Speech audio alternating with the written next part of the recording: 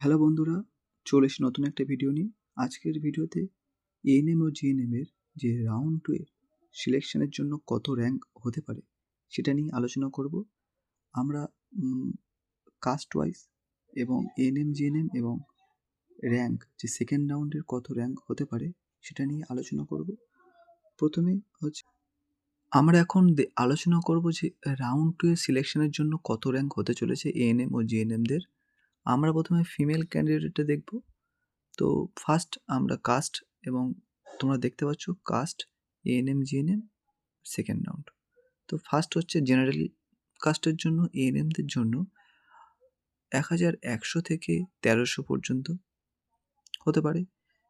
General জিএনএমদের জন্য 3600 থেকে 3800। OBC A এএনএমদের জন্য 1200 থেকে 1400। ওবিসি বি এএনএমদের জন্য 1250 থেকে 1450 পর্যন্ত। ওবিসি এ জিএনএমদের জন্য 4600 থেকে 4800। ওবিসি বি জিএনএমদের জন্য 3500 থেকে 3700। এসসি এএনএমদের জন্য 2300 থেকে 2500।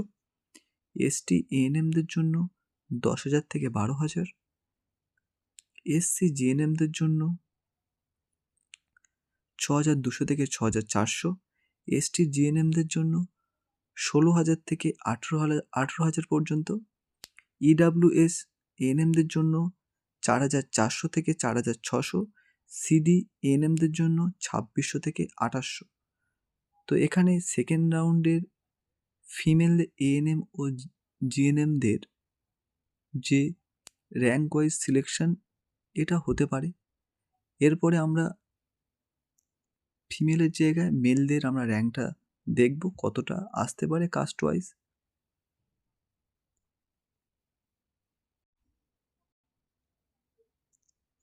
এখানে তোমরা দেখতে পাচ্ছ ANM, GNM male caste, general কাস্টের জিএনএমদের জন্য 1000।